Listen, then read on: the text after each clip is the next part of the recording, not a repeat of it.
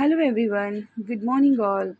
तर स्वागत आहे तुमचं माझ्या मिनी ब्लॉगमध्ये. तर माझी सकाळ झाली होती मस्तपणे माझ्या इवाच्या उठण्याने. तर सकाळी सकाळी मी तिला गुड मॉर्निंग म्हणायला शिकवत होते, बट मॅडमचा मूड काही चांगला नव्हता.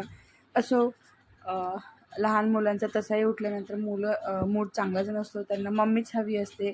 तर इथे माझ्या लेकीचंही तसंच काही झालेलं होतं आणि मला जायचं होतं फिरायला. सो इथे सोबत इवाला मी खाण्यासाठी सेरेलॅक वगैरे बनवत होते. याचा पूर्ण व्हिडिओ मी ऑलरेडी चॅनलला अपलोड केलेला आहे. ही रेसिपी खरंच बेबींच्या वेट गेनसाठी खरंच खूप खूप मस्त आहे. त्यानंतर योगेशला डेनिमचं जॅकेट वगैरे घ्यायचं होतं, सो आम्ही बाहेर वगैरे पडलोत आणि त्यानंतर आम्ही लगेच तयारीही करून घेतली होती. इथे मला थोडासा एक व्हिडिओ शूट करायचा होता, बट तो काही बनलाच नाही. तर इथे सगळं गाडीमध्ये सामान वगैरे टाकून फायनली आम्ही निघालो होतो फिरायला. कुठे चाललो आहोत आम्ही ते नक्कीच मी ब्लॉगच्या शेवटी तुम्हाला सांगेल. तुम्ही म्हणजे खरंच वातावरण वगैरे खूपच मस्त होतं इथे.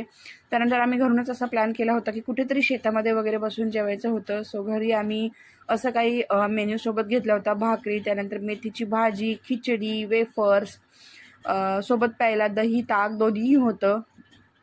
त्यानंतर भरपूर असं जेवण केल्यानंतर थोडीशी झोप येत होती, त्यामुळे आम्ही एके ठिकाणी इथे चहा प्यायला वगैरे थांबलो होतो. सगळ्यांनी चहा वगैरे पिला. तुम्ही बघू शकता व्ह्यू वगैरे खरंच खूप मस्त होता आणि खूप दिवसानंतर एकत्र फॅमिली आम्ही बाहेर फिरायला निघालेलो आहोत.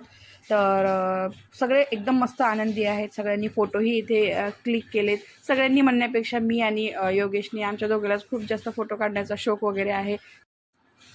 त्यानंतर कुठेतरी आठवणी जपून राहाव्यात म्हणून मी आणि माझ्या इवाने मस्तपणे फोटो क्लिक केले. तेही मी इथे पोस्ट करणार आहे. कसे वाटले ते नक्कीच कमेंट करून सांगा. आणि बाय द वे आम्ही आलेलो आहोत दिवेघर बीचला आणि हे आहे आमचं गेस्ट हाऊस जिथे आम्ही स्टे करणार होतो. पुढचे ब्लॉग बघायला नक्कीच विसरू नका. तोपर्यंत या चॅनलला लाईक, शेअर आणि सबस्क्राईब करा.